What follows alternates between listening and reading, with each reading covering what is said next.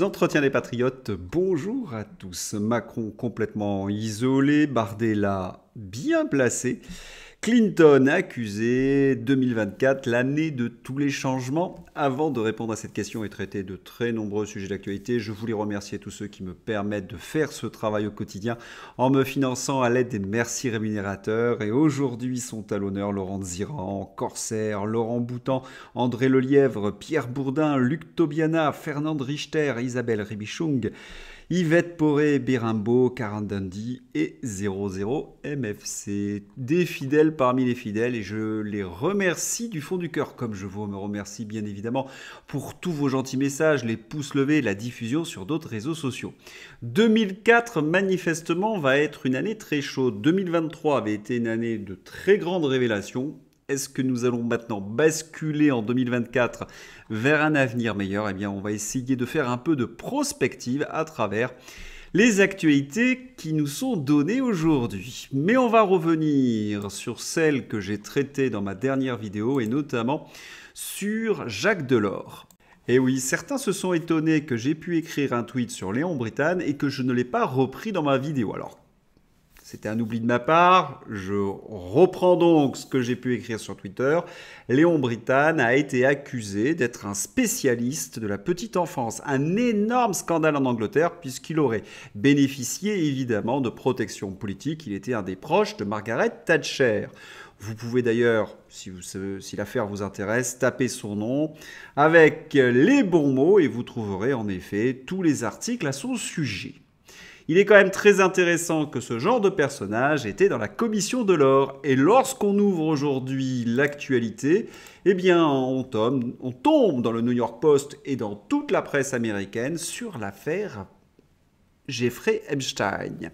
Oui, Bill Clinton a été reconnu étant Do36, c'est-à-dire quelqu'un qui a fréquenté plus de 50 fois Jeffrey Epstein. Alors, pour ceux qui suivent ces entretiens ou sont au courant de l'affaire, ce n'est pas un scoop, nous le savions depuis très longtemps. Mais voilà, lorsque nous donnions cette nouvelle dans les années précédentes, nous étions qualifiés de complotistes. Oui, affirmer que Bill Clinton fréquentait assidûment Jeffrey Epstein était une théorie du complot.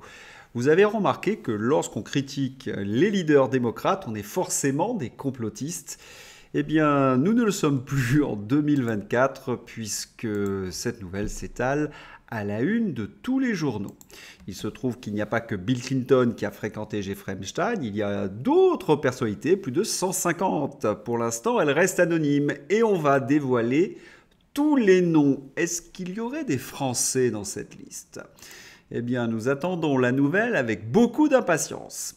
Allez, sans transition encore que... Emmanuel Macron a présenté ses vœux et le moins que l'on puisse dire, c'est qu'il n'a pas véritablement convaincu les Français, comme Marie Delarue de Boulevard Voltaire. Pitié, monsieur le président, pas de nouveau cap pour la France. Quel sinistre communicant a eu l'idée de cet alignement de drapeaux ? Et oui, les Français ne supportent plus Emmanuel Macron. C'est en effet un véritable supplice de l'écouter, même de le voir, sa personnalité. On l'a souvent dit sur cette chaîne, suscite le rejet, le dégoût.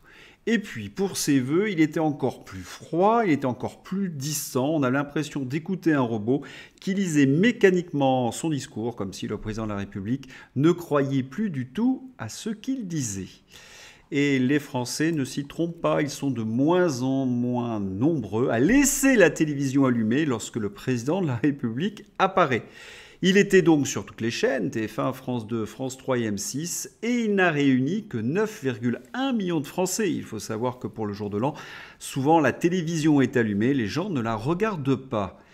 Parce que autrefois, lorsqu'un président de la République présentait ses vœux, il y avait de très nombreux Français devant leur téléviseur. Pensez en 2020-2021, Emmanuel Macron pouvait réunir sur son nom plus de 17,5 millions de personnes. Mais malgré tout, il y a peut-être quelques-uns d'entre vous qui ont eu cette abnégation d'écouter le discours d'Emmanuel Macron. Il fallait être bien assis parce qu'Emmanuel Macron a commencé son allocution par un exercice d'autosatisfaction. Alors, de quoi peut-il se vanter Emmanuel Macron ? de l'explosion de l'inflation, de l'insécurité, de la faillite de nos finances publiques, de la destruction de l'école et de l'hôpital, de l'augmentation de la pauvreté. Ah, Emmanuel Macron est très fier d'avoir mené cette réforme des retraites que les Français ne voulaient pas, en tout cas pour les actifs, à plus de 90%. Est-ce qu'il est aussi très fier de l'usage du 49.3, du début de la censure en France? Oui, il fallait être bien assis pour supporter cela. Et puis, dans un deuxième temps, là, on a eu l'impression qu'on basculait dans quelque chose d'autre. Emmanuel Macron affirme que l'année 2024 sera un très grand millésime. Et pour quelle raison cette année sera un grand millésime? Parce que la France organise les Jeux Olympiques. Et c'est peut-être pour cette raison qu'il y avait tant de drapeaux derrière lui.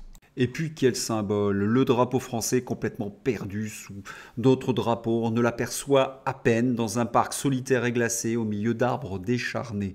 Emmanuel Macron aurait voulu nous faire comprendre que la France s'est terminée, qu'il ne se serait pas pris autrement. Et puis il y a cette histoire de Jeux Olympiques, les Jeux du cirque, la France tombe et Emmanuel Macron détourne le regard des Français vers les Jeux Olympiques. Mais que signifie l'expression du pain et des jeux justement ? Eh bien, elle signifie que lorsqu'on n'a plus de destin collectif, lorsqu'on n'est plus exigeant par rapport à nous-mêmes, on se tourne vers des divertissements. Emmanuel Macron, en communiquant sur les Jeux Olympiques, dans une certaine mesure, exprime toute son impuissance. Alors, certains Français se sont amusés avec cette image. Mes chers compatriotes, Brigitte a fait la lessive. Mais derrière ces moqueries et ces facéties se cachent d'authentiques inquiétudes. Et elles sont exprimées à la une de la presse aux ordres. Oui, par les journalistes de la presse aux ordres. Dans le Figaro, Emmanuel Macron affiche sa détermination, le gouvernement en pleine interrogation. Vous remarquez l'opposition entre détermination et interrogation. Le président a affirmé qu'il comptait continuer à agir, alors qu'un conseil des ministres prévu mercredi a été reporté. Et à l'intérieur de ces différents articles, on lit que le président est isolé et qu'il doit faire face à la grogne de ses troupes. Quant à Alexis Brézé, il donne un bilan sans concession des échecs d'Emmanuel Macron. Il demande qu'on agisse. Il faut dire qu'en 2024, Emmanuel Macron devra faire face donc à la grogne de sa propre majorité ainsi que de l'ensemble des Français et qu'il devra aussi prendre en pleine face son sinistre bilan. Un exemple simple, Gérald Darmanin, oui, le Darmanin à lunettes, Réveillon 2024, 389 interpellations et 745 véhicules brûlés. Pour Gérald Darmanin, les fêtes se sont très bien passées et le bilan est bien meilleur que celui de l'année dernière. Première remarque, quel est le ministre de l'Intérieur qui pourrait se vanter de 745 véhicules brûlés? Dans beaucoup de pays, il aurait pu prendre la porte. Non, le Gérald Darmanin est prêt à présenter ses échecs comme des succès. Et Gérald Darmanin affirme que c'est moins que l'année précédente, moins 10%. Mais on le connaît, Gérald Darmanin. Est-ce qu'il est capable de dire une seule fois la vérité ? Une fois de plus, Gérald Darmanin est pris en flagrant délit de mensonge. Darmanin annonce 745 voitures brûlées pour le 1er janvier 2024, soit une baisse de 10% par rapport au 1er janvier 2023. Mais le 1er janvier 2023, il annonçait 690 voitures brûlées. Manifestement, cela va devenir de plus en plus difficile pour l'exécutif, Gérald Darmanin et les autres ministres.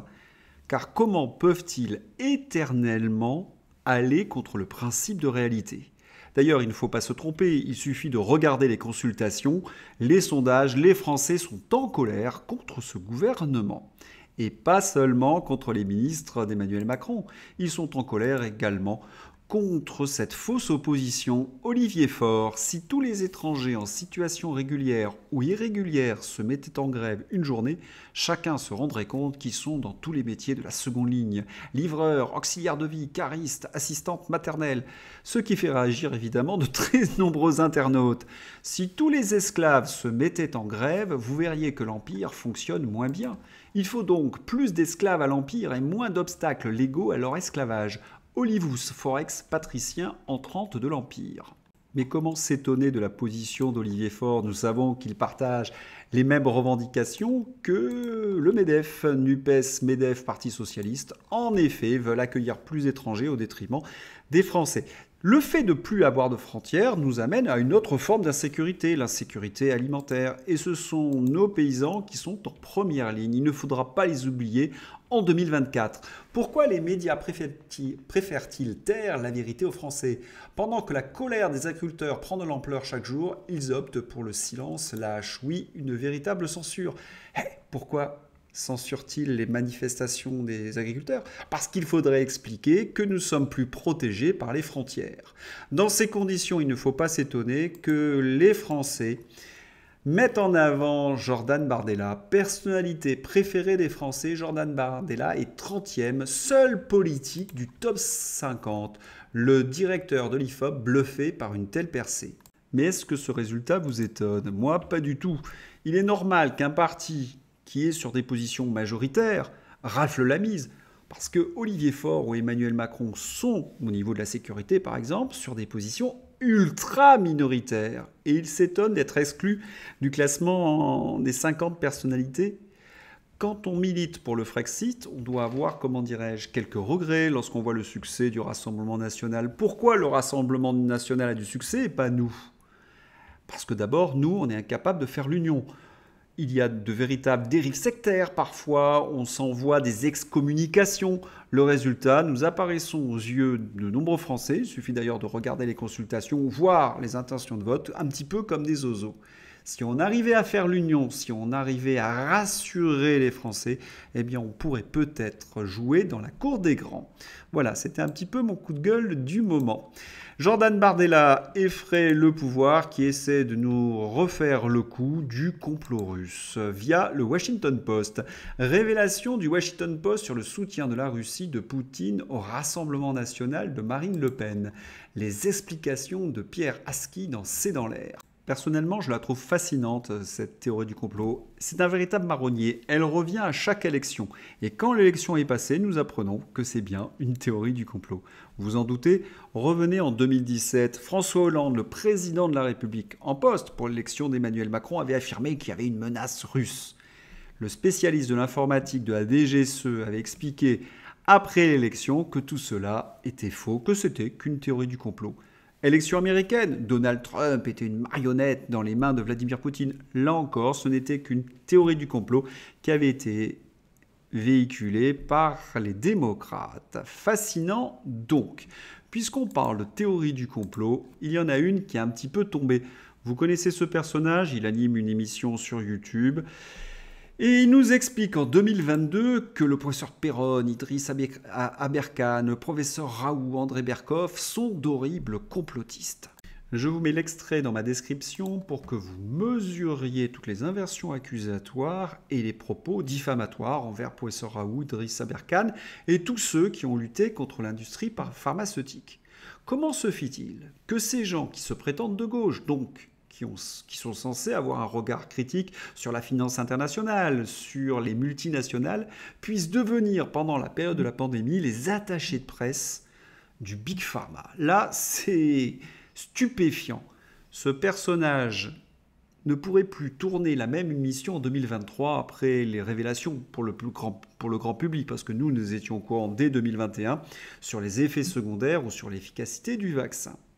Par ailleurs, je vais vous étonner, mais l'industrie pharmaceutique, et notamment Pfizer, comment dirais-je, a toujours dit la vérité. Oui, a toujours dit la vérité.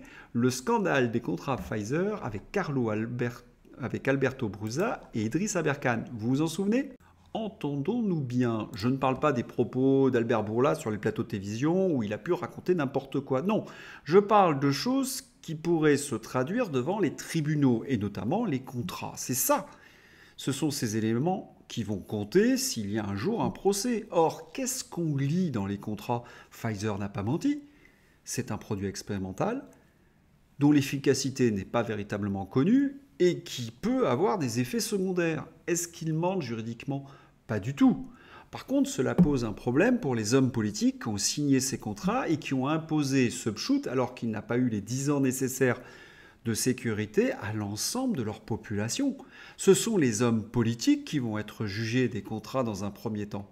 Après, peut-être on s'intéressera sur la corruption des laboratoires vis-à-vis de ces politiques. Mais dans un premier temps, c'est les Ursula von der Leyen et Emmanuel Macron qui devront s'expliquer sur la signature des contrats Pfizer. En Roumanie, ils ont déjà lancé les choses. Le Sénat roumain lève l'immunité de l'ancien Premier ministre Florent Citu. Le Sénat roumain a voté la levée de l'immunité de l'ancien Premier ministre Florent Citu, actuellement sénateur libéral, dans le cadre de l'enquête menée par la DNA concernant l'achat des vaccins destinés à lutter contre la Covid-19. On espère qu'il y aura d'autres exemples en 2024, mais vous savez qu'il y a de très nombreux procès. Et puis, il y a une question, comment dirais-je, presque métaphysique. Qui sont les principaux responsables dans cette histoire de pandémie? Ceux qui ont corrompu ou ceux qui se sont laissés corrompre? Je vous laisse le choix de la réponse. Allez, on va terminer ce journal avec Maxi Bernard, un conte parodique qui nous amuse beaucoup.